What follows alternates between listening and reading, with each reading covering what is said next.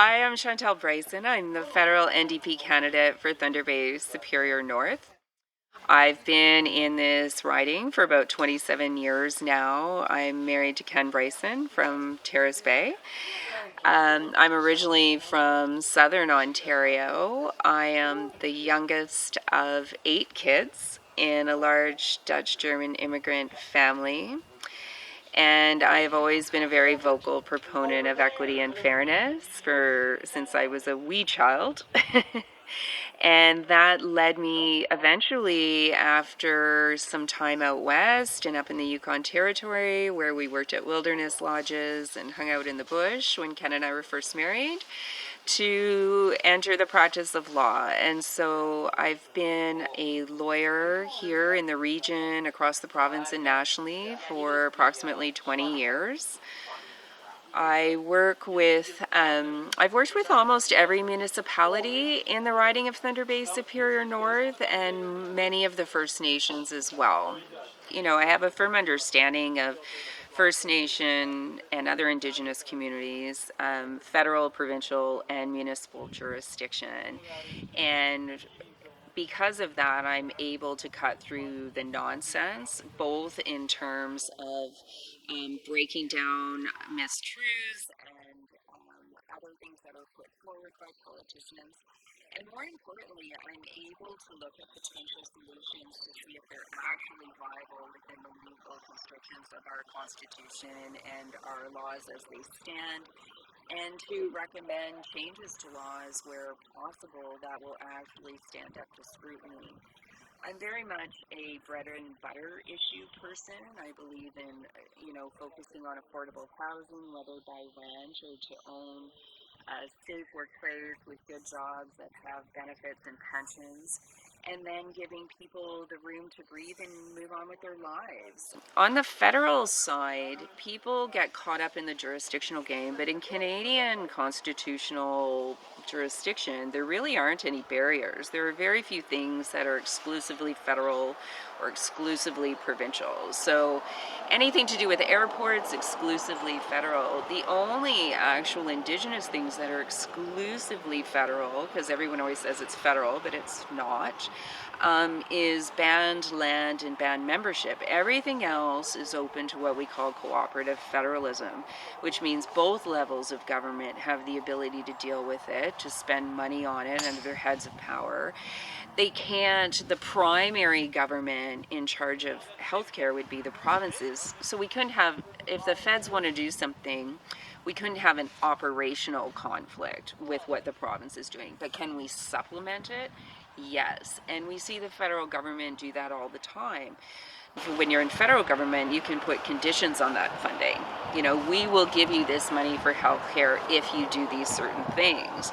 And every time there's an exchange of federal money, there's conditions. So that's where the ability comes into play to deal with these structural challenges that happen at the provincial level or even at a more local level for some services, where you can take the input from communities and you can create a funding envelope to download directly to municipalities. You don't even have to go through a province, because municipalities can create health and welfare for their communities, and they can have joint agreements together. Municipalities and First Nations have the authority to enter into agreements together.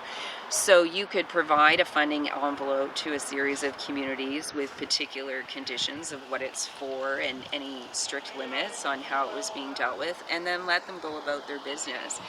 And I think the NDP is the right party to do this, because they're very much about grassroots and organic development and trusting people on the ground that they know what they need. And I think people on the ground are very aware the last thing they need is more ideology from on high and aspirational words. Whether it's a First Nation community, whether it's a municipality, they know exactly what they need to serve the needs in their community. And it always is an issue of bureaucracy and funding, and especially sustainable funding. So again, for instance, if we're talking about mental health care and addictions, I spent a lot of time talking with street level service providers. What do they need? They need a street front operation where people get a moment of sanity, and they can come in and ask for help, and they're not told to come back in 18 months or even 6 months. They are brought in immediately. They are taken care of. They are taken to a detox bed, and then there is a team in place that's there to provide all the aftercare that's necessary. Then you have a social worker to connect them to resources for housing and education, whatever else they may need. And certainly the mental health care, wraparound care, to heal them from whatever was driving them to the addiction in the first place. So again, the practitioners on the ground know what they need.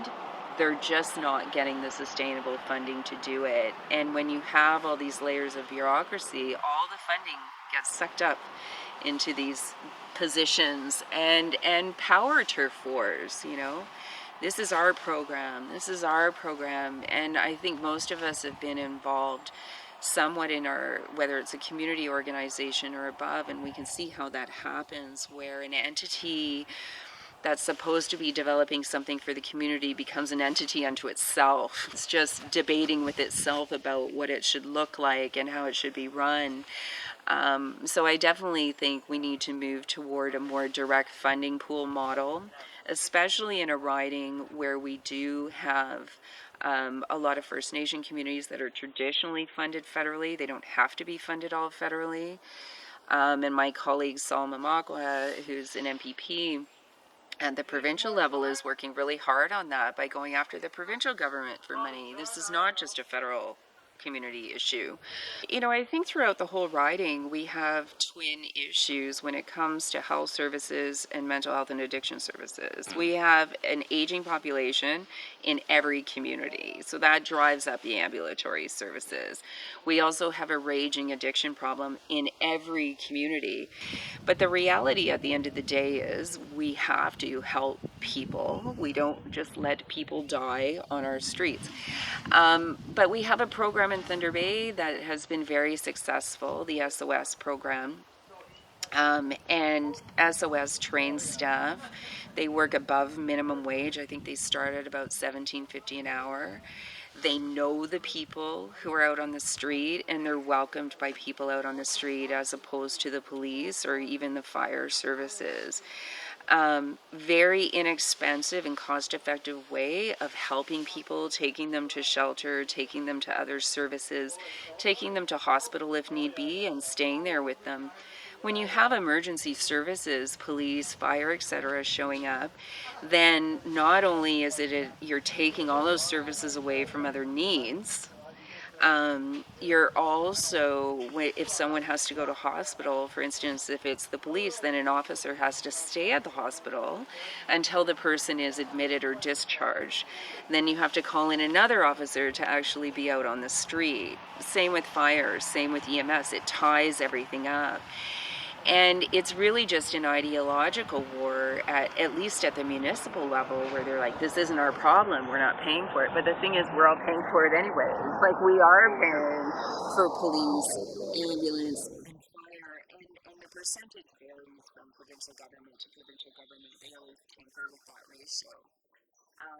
Again, we could, at the federal level, which often funds the SOS program, but never on a consistent and sustainable basis, just make these programs a fundamental part of our community service. They're needed. They're not going away. We can't begin to diminish the addiction crisis until we have that service in place for the people who are already trapped in it.